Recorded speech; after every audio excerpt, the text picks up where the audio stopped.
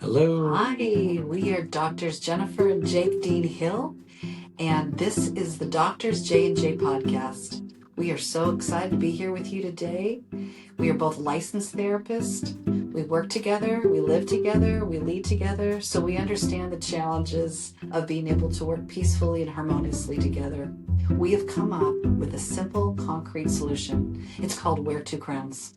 Wear Two Crowns is all about equity, learning how to bring out the strengths in each other, and learning how to share the power in the relationship so that we can all be better together. Each week, we're going to give you tips and tools and strategies and even personal stories to help you wear two crowns. And we're going to invite experts in the field of relationships that will help to educate us, inspire us to wear two crowns as well. Yes. So tune in each week. We look forward to our time together. Well, welcome to the Doctors J&J podcast. We're really excited today to have a special guest with us. We have Ashley Radzat all the way from Sonoma County, and she has her own consulting business. And let me tell you a little bit about Ashley. We are so excited to have her on the show today. She has more than 20 years of experience in education, coaching, and family support. She brings a rare blend of professional expertise, grounded relatability to her work. This extensive classroom experience gave her firsthand insight into the emotional, social, and developmental challenges that teens face today, as well as pressure, fear, self-doubt many parents quietly carry. Her work helps parents understand what is happening in both their child's brain and their own nervous system so they can respond with intention instead of reacting from fear. Love that. Well, we met briefly, Ashley, and we were fast friends. I knew if we lived near each other, we'd be doing lunch and going for walks because we have a lot in common. We're both world changers. We want to change the world with our work. Yeah. But we're both educators. You used to teach. Tell me about that. Where did you used to teach?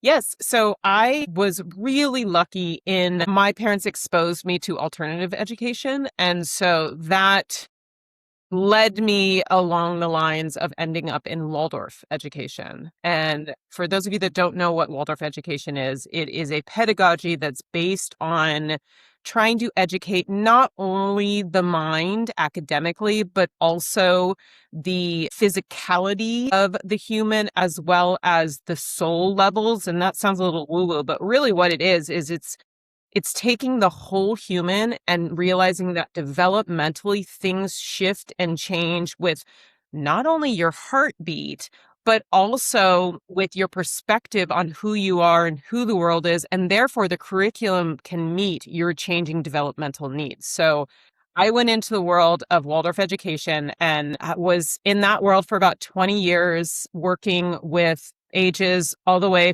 first through eighth, and then really kind of emphasizing middle school. That's where my heart lived. And yeah, just about 3 years ago, I decided it was time to walk away from that and move into this.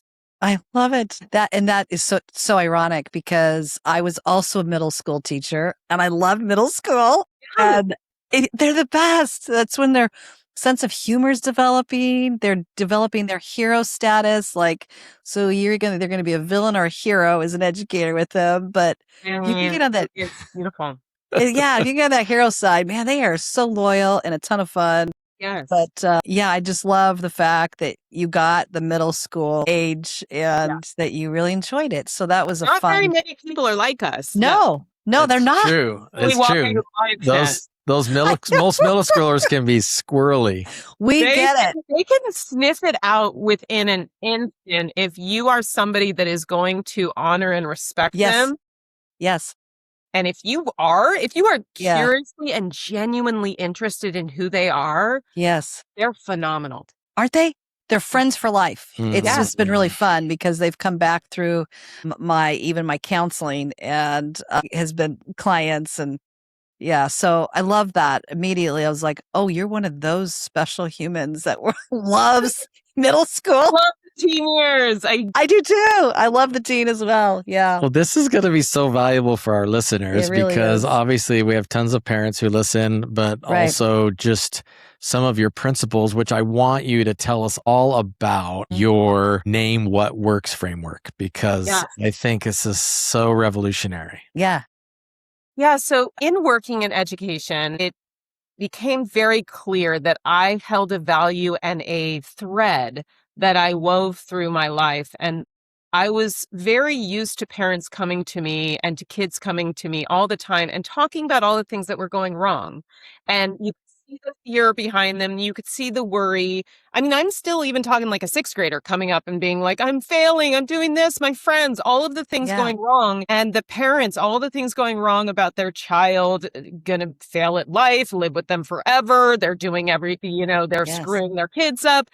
And so the theme is that everybody's coming to me telling me what is going wrong in their life. Right. And I refuse to believe it because I was noticing all the things that were actually going right. And when I was able to help the parents and the teens shift from the fear into the evidence of, well, this went right today and this went right, and your child is a really good leader out on the soccer field, and your child stopped and helped that person when they fell down, and your child is asking questions and started to point to them all the things that showed that their child was actually thriving, like check, check, check. When you Right. want Right. success, these Right. work, you began to see the nervous system start to soften and reset and realize, okay, I don't need to be so hyper focused on all the things that are going wrong because there's so much going right. And that's what became the Name What Works framework for me. Of course, I'm not going to gaslight you into believing that your life is perfect. It is not this toxic positivity. That's not what I'm about. I actually provide evidence Love that it. there are things working in your life. And therefore, if you come from a place where you're in your logical reasoning mind of seeing the evidence, you can then address the shortcomings from that place instead of from the place of fear. I love this so much for so many reasons. But one, because this is what positive psychology is all about. It's called strengths perspective, coming from a strengths perspective, or solution focused therapy, which we are big believers in, Jake and I. And then I also love it too because it's love-centered approach, which is relational versus a fear-centered approach.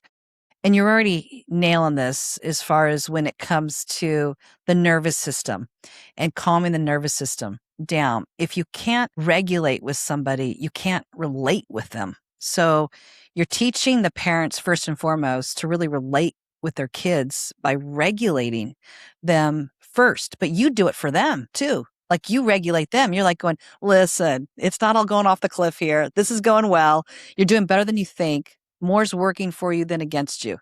Is that accurate? It is accurate. Okay. I'm the big and, I'm the this is all happening and this is happening too. I like it.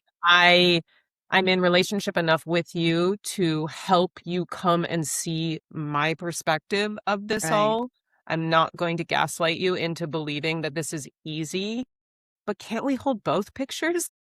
Yeah, good. I like that. You're not the but, you're the and. Yeah.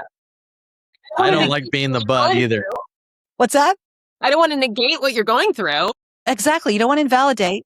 Yeah. And this is happening. And no, that you beautifully said, because negating it would put them in fear mode, wouldn't it? I have to prove this. I have to persuade her. I have to defend my position.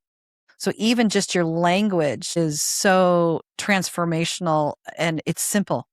Use and versus but or anything that would invalidate the struggles that they're experiencing as parents. Right. Beautiful. Just taking on that practice alone was such a meditation for me that Beautiful. when I was a teacher, I would find the feedback that I got through their body language when I said but versus and. You could see them deflating because what is happening there on this behind the scenes, level is that I'm erasing everything I just said, or I'm erasing their feelings, or I'm taking out and I'm making a big spotlight on whatever it is I think now. So that was the but. When I Yeah. changed it to and, both of us could show up at the same time. So the feedback was, I can accept what you're saying as a teacher and I can have my own experience at the same time. So the but made it just about me and the and made it about us. I That's love so that. profound. That's so profound. Okay, so I'm going to just draw it back to even with our listeners when we talk about wear two crowns. Kind of like I have a crown and you have a crown. It's not I have a crown, but you don't have one. It Right. is, or but my crown matters more, or Right. I'm more powerful. So even in parenting, which I would think this is where you probably see a lot of power over instead of a power with. Absolutely. How do you handle that with those types of parents? Yeah, the parents are trying so hard. It's a beautiful thing to witness when somebody wants something so desperately. And Yeah. it's so a heart moment where they're saying, please be gentle. Like Yeah. something that I care so much about, I'm afraid that I'm ruining and I want to learn, but going back to being the teacher, but I'm only going to learn if I trust you. And Yeah. so when I'm working with parents, I really have to validate for them that this part of parenting when you're in the teen years and the preteen years, it's a whole new game. Like it is a stage that nobody prepares you for. Like I know they don't prepare you anyways, but when you get to the teen years and you are consciously parenting, it's a whole new game. So So true. helping them to understand perspective, which is ironically their job as a parent is to teach their Right. child perspective, and I'm trying to help them learn that both things are true. So going back to teaching, for example, sitting between the parent and I will put down a piece of paper and I will draw the letter P for me, but for them it's the letter D. And so in that experience, I'm saying both things are true. We're both having very different experiences. But absolutely, this is a P for me and it's a D for you. So therefore, it's possible that your teenager is having an experience and you are having an experience and they don't look the same and yet they are all involved in the exact same situation. That's brilliant. That is brilliant. And I love that because one of the things we talk a lot with parents is you have to earn the right to be heard. And the other thing we talk about is rules without relationship equals rebellion. Correct. And so Percent. that Mhm. that relationship that you build and you earn the right to speak in their life, part of that is learning what it's like to be in their shoes and from their perspective, that it is a P for them and it's a D for us. Yeah. And it's leaning into saying, I actually need help understanding, how do you see that as a D? Yeah. Like it doesn't look that way from my side. Yeah. Get curious, Mm-hmm. not furious. Curious instead Curious, of not furious. I tend to end up with the parents who are in furious mode. Right. So yeah, how do you get them to shift to get being curious? I was Yes. just dealing with Name somebody the what other day. works. It takes you out of it Name what really works. quickly I'd love that. Mhm. because I'll go through with them. They'll come in tears and overwhelm, and they deserve to feel that way. Like they're working nonstop. The Surgeon General came out with a warning in 2025 that said caregivers are so overly stressed, they're not functioning for the majority Wow. of them. And that's Wow. really scary. Yeah. Because most of us, at least those of us that are listening to this podcast, are choosing to parent or be in a relationship with somebody in a conscious way to try to be better than we have been modeled Right. in one way or another. And Right. immediately when you're stepping into that situation, you're already bringing some clenched muscles. Yes. Gotta try. Yes. I'm flexing so my true. muscle here. You Yeah. know? Right. So I can do this. know, Yeah. you're like they're in there crying and I'm like, yes, tell me more. And when I'm ready for them to then, or when they're ready, when I sense that they're ready to be enlightened a little, that's when I'm saying, okay, did your child come home for dinner last night? did your child actually turn in their homework, even though maybe it wasn't perfect, but did they turn it in? Do they have any friends? What do the teachers say about your kid? What do your children's friends' parents say? And it's always raving reviews. It's always like, well, yes, of course they're great on the team. They're great in their classroom. They're great but they're just not great at home. Right. And so they Right. go It's back to always the that P way. and the P. It's like, yes, and Right. you just And said they're great. So like your right. job here is done. Yeah. We've got a successful kid. Yeah. Get rid of that worry. Let's actually work on where the miscommunication is happening. How do the That's parents good. respond to that when you highlight that? Right. You see their shoulders it starts really up and closed and like tears and they're, for those of you that are listening, I'm like holding my arms Yeah. together in like a hug, and all of a sudden their posture becomes open, their heart starts to shine upwards, and their shoulders drop, and they look at me a little in shock of like, but it can't be true. Can't be true. And I just sit there with it. Like, you You just hold told me space. the evidence. Yeah. Mhm. That's It is beautiful. true. What do you do for the parents that one is totally on board with you, right? And the other one is very resistant, non-compliant. How do you handle the differences? So in my experience, the dynamic happens like I'll work with families who are co-parenting, maybe not together anymore, co-parenting. I'll work with families who are co-parenting still together, and rarely are people on the same page. So I focus a lot on bringing it back to values. I'm a value-based person, and I've realized that when you understand what your top 3 values are and you dissect what those actions look like, and then with your partner, you realize that, okay, maybe they don't share the top 1 or 2, but it doesn't mean they don't have the values. Like their third one is my number 1. And those actions that they're taking are very similar to the 1 and 2 values that I would take. So I align them in understanding their values are very much the same, and they actually are on the same team. But again, bringing it back to perspective, the way they're going about it is meeting a need you didn't even think of. They're Right. tackling something that you didn't see that side of things. And so thank goodness they're coming from the back door, you're coming from the front door, and yet you're totally aligned. You just have different ways of approaching it.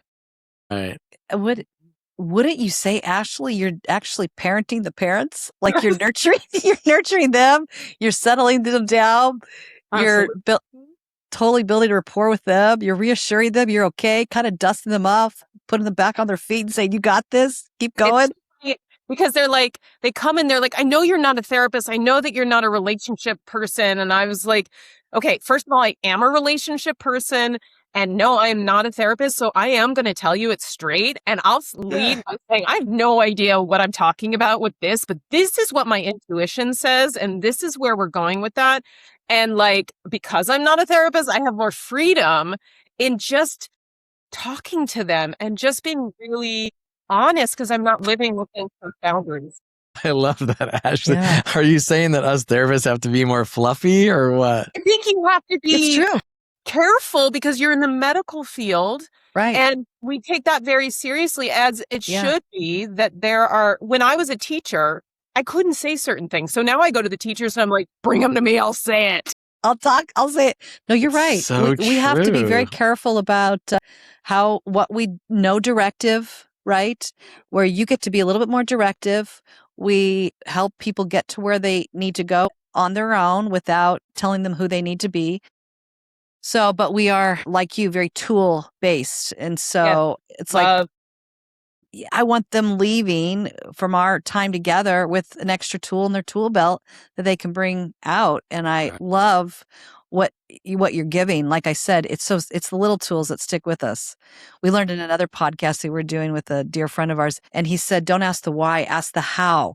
And I'm always like, the how question. Don't ask That's why. great. It's challenging. Yeah. But even this, the and versus the but, that would invalidate their message. Well, These are great tools. I also love how you are taking people that are in different places, right? Different perspectives, like you said, the D and the P thing, but also like the front door, back door. Right. And one of the things that I see a lot with parents, with couples, right? We deal a lot with couples and teaching them how to wear two crowns. And obviously most parents are also a couple. So one of the things I see is a lot of people think that they're at two ends of the spectrum, when in reality, they're in the middle, like facing the opposite direction. They're back to back. They're back to back. Back to back, coming to the front door or the back door. And it's always it's always such an interesting thing when I present that idea to people and they go, oh, I didn't think of us the fact that we're actually right back to back with each other, just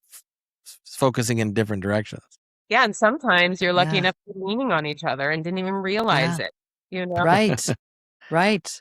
I Be love a that. support to each other. I think the other thing too, and obviously you know this with working with kids, but I would think this is an important concept for parents to get across too. There was in psychology what's called the tabula rasa parenting style, which is that kids come to you as a blank slate. And your job is to write on them as I know. Can you imagine that? So many thoughts about that. I know. cringy. I do too. It's so cringy. And I remember it was explained to me, even by my mother, who's amazing. She's shifted her parenting. But even as a young child, she explained her parenting strategy to me, and it was the tabula rasa. And I remember thinking, that's just dumb. And I remember thinking, this isn't going to work. I already have it written on me, and I need you to read what's written on me. And I need you to learn my language. I need you to decipher this. And I really like the word picture, but I want to know if you have anything else. But like that, children are a seed and we just need to water it, but they have everything they need to be able to grow into the healthy plant, tree, fruit tree, whatever they are.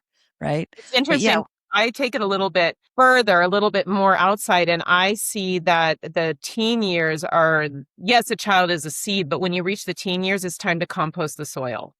Ooh, I like it. You pull the plant out and be like, let's plant a new one. This one's messed up. You're just like, what am I doing as a parent?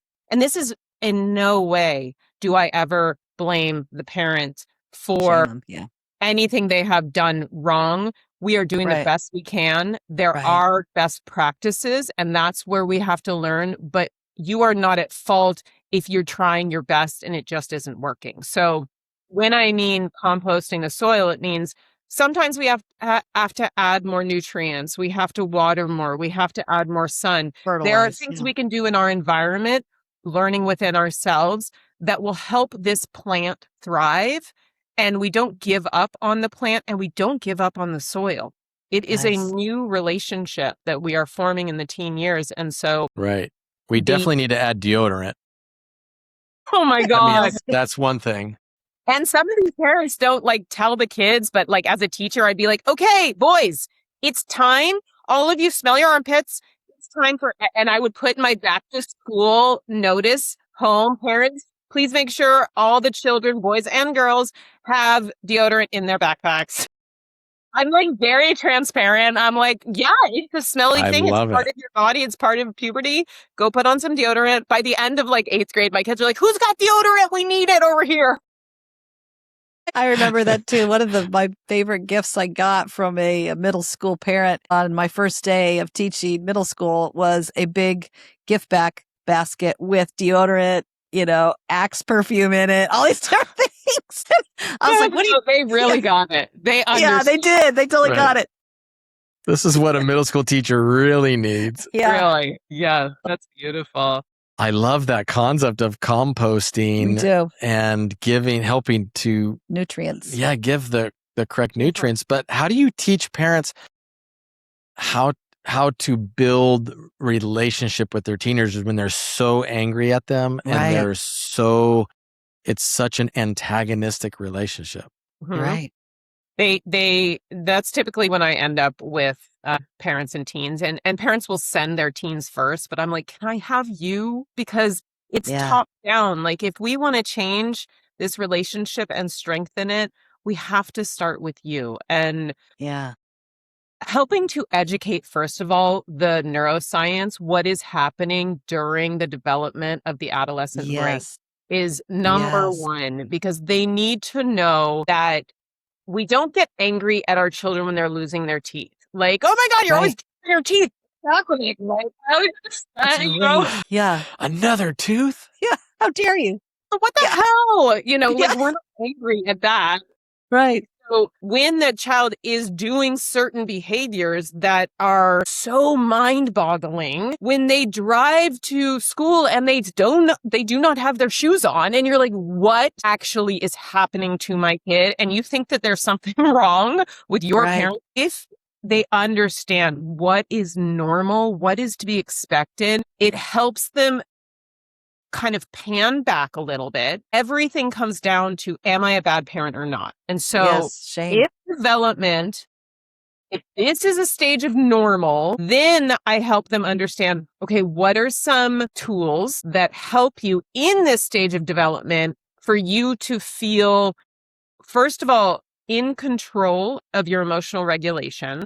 And secondly, what really matters here in Right. these. And so giving them perspective, giving them some research and science behind it, and then small, very small, one at a time tools. Like I work with parents, either they're with me like 6 or 12 times, like, you know, a couple months or a few months. And I don't want to change who you are as a parent. I am here to help you figure out at your core with your values, how do you want to show up and what is getting in the way of that? And when I figure that out, I then can give you the right hammer for your child, but I'm not going to say, here's a wrench, even though you want a hammer, use the wrench. And so even though every family is different, there are tools of the trade when it comes to communication and relationship. And one of the most important ones is that unless your child is in imminent danger, nothing should ever be decided or talked about when you feel it in your body that you are about to throw your child out the window. That's a timeout.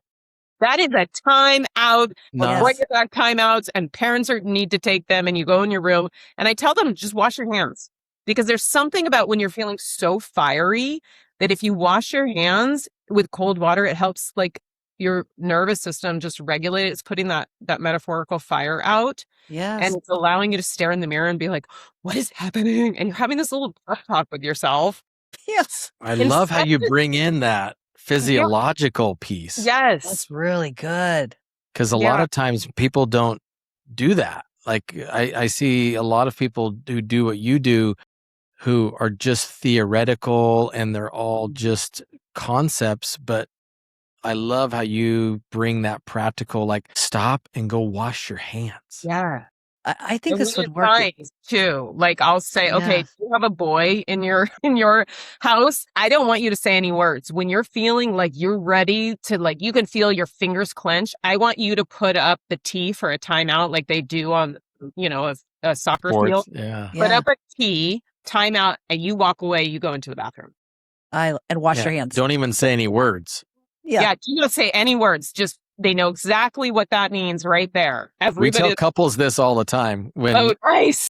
This is relationship 101. it is. It's the Don't- timeout rule. Don't fight, don't parent, don't try to do a project together, do nothing if there is anger, because it puts you back to your opening statement. It puts you into fear mode, right? So you're in your worst part of your brain. You need to stay in that frontal lobe. So Which they don't really understand until, like, I'll role play with them certain scenarios of, like, let's assume you have a really awful day at work and you come home and you're downloading to your partner everything that happened, and your partner's immediately starting to lecture you, moralize it, saying what you did wrong. Why didn't you try it like all these things that's happening, and you're growing more and more and more angry, and the parents, like, they start to get how you slip into that part of your brain where you're in fear mode. You don't get me. I feel misunderstood. Why can't you support me? All of these thoughts are starting to happen. And when they can realize that they experience it and then bridge it to the fact that their child is also human. Sorry to, like, burst your bubble here, but your child also is human and has these needs and wants and desires. And so, yeah, maybe they're scrolling on their phone and they didn't empty the dishwasher. And whatever they're doing felt just as important as whatever you were doing. Absolutely. Right. It's They don't seem human at the well, time. but the other thing is it that far fetched to think a king and a queen is going to birth a little prince and a princess, right? Everybody Yes. has their crown. Everybody knows what they Power. want, right? And they all need their sense of power and autonomy and control and freedom, Right. basic needs. Some families have like 5 crowns, not just 2. Seriously.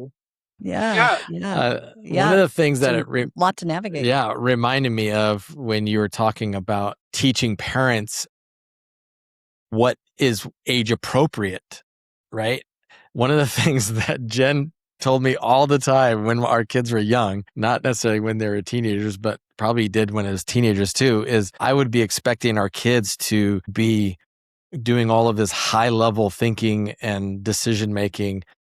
And she would go, honey, they're 2. It's age appropriate. Like, they're not going to be emptying the dishwasher appropriately at 2. And it was such a great thing. And part of her education background was so helpful to go, I know what is age appropriate at these different stages of development. And I think the same applies for teenagers, is that they're supposed to be all over the map. They're supposed to be focused on their friends far more than you. Right. All of those things are so important. Yeah, they've only circled the sun twice. Let's lower the expectations of who they Yeah, are. I think that's what even more fearful for parents is that when you hit the teen years, that's the time when you're about to launch them. And so you're counting down that timer of, did I prepare them? And if I didn't, that's on me. And Right. they're going to blame me and I didn't do my job. And so please do the laundry because otherwise I'm a bad parent and I didn't prepare you. Yes. And That's the fear. all these catastrophes and these moments that happen, and they say, this is what your life will look like for the rest of your life. And this is the person who's behind it. Ashley, wouldn't it be fair to say, though, if something is going awry with a child, are they going to blame the mother or the father? It was really interesting. I was doing a podcast, and apparently the studies are showing that the 2 most important things, or one of the most important things, is a good relationship with the mothers. Yes. So, it all comes down to the mothers. they are going to blame us for a split second, but as their brain gets older, we take those moments too, and we're like, oh God, our parents, whatever. But then we also go into, but look at what I did to overcome that. And that, I believe, is that name what works framework, because you're training your brain, which is a muscle, to say yes, and look at what I did. Look at how I accomplished that. Look at all the evidence. And so, yes, it's okay if they blame you. They're supposed to. We are literally in charge of making sure that they understand how to wipe their butt. So, we have a lot of pressure. Right. A lot of pressure. And we have to feed them as mothers and keep them alive. Yeah, we do find that the blame a lot of times goes to the woman and the mother or the wife. And we really It's not fair. Yeah, well, we just try to even it out. At the same time, I think that is such wise words too, that they start to see it differently as they mature. Yeah. Last question, because I don't know if you're seeing this, but we're seeing this in our work. It's becoming very trendy to be to divorce or cancel your parents. It's breaking our hearts, or to become estranged. Yes. And we're losing desire to work through difficult relationships for the sake of character development, for the sake of resiliency, for the sake of just family. Yes. Are you seeing this in your work, and how would you address that? I am not seeing it in my work, thankfully, because my my children, that my clients are young enough still that the parents that are helping them come to me don't want that estrangement. What I am seeing is the parents afraid that's how it's going to end up because they are estranged from their parents. And so I say this all the time. I am not a believer of estrangement unless there is abuse or some sort of very specific situation. Extreme behavior. I believe, and this is my core value, that My job is to help people learn how to have difficult conversations, learn how to grow in conflict. I believe that the only way we get stronger as a family, as a society, is to build muscles, and you can only build muscles if they're torn. And so I think of it all the time. I think about estrangement. I wonder about estrangement. I have all my theories about it, and I hope to get to them early enough where Mm, that's not happening. Ashley, I love that. I love that about you. And I think our world needs what you are offering, not just to children or parents of children, but marriages, workplaces. I hear a lot of grace, a lot of love, a lot of positive, really psychology, for lack of a better word, but it's like what's working and how do we build on the strengths? I can't wait to yeah. send people your way. How do they get a hold of you? So I have a website where they can find me at radzatconsulting.com. You can find me on Substack. I really try to empower parents on there by sending out articles where I give parenting advice, and I'm really honest about my failures and triumphs. And I'm starting my own podcast, Name What Works, and YouTube and socials, all under Radzat Consulting. Love it. I love it. I think we're already followers of her, but we got to make sure we follow her on everything. Everything. Yeah, because I love her work already. You have so much revolutionary things. And I just love the part of highlighting that so many parents are so fearful of Yeah. being bad parents. Yeah. And they're so insecure with their own reputation as parents that a lot of times they're missing what their child needs. So we end every podcast with Yes. this idea of a crown jewel, which is what you want our listeners to walk away with today. So Ashley, what is your crown jewel for today? I think for today, I would just leave our listeners with a science experiment. The next time that you feel misunderstood or you feel aggravated, something is happening, you're noticing your hands clench. I want you to see if you can actually walk to the bathroom and wash your hands. Right. Oh, I love it. Take it as a science experiment. Just see, can I? Just try it. Can I? Am I powerful enough? Do Yeah. I really wear a I crown? wonder what would happen. Yeah, I love it. I love it. Wash your hands. Wash your hands. I've got to just plug her book here because I just love the title. Parenting in the Third Stage, From Holding Hands to Holding Spaces. Yes. Yes. That So sounds we wrote a book, beautiful. and I made it a journal, and I made it a journal with me in mind, which is how long will I actually journal? Like maybe a minute. And so it's all of my, it's very neuroscience. I explain to the readers what is happening developmentally. Then I give you little science experiments to try out each day. And then going with the Name What Works framework, I asked you, like, what went well today?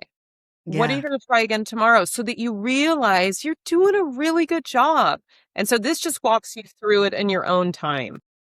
I love it. Gosh. Good grief. It's the little things that stick with you, right? But it's simply profound to wash your hands, use and, start with love, stay out of fear, basically. And focus on the positive. Focus on what is working. What's working. Yeah, with Name it. evidence, not toxic positivity, but actually like find evidence of the things that are working.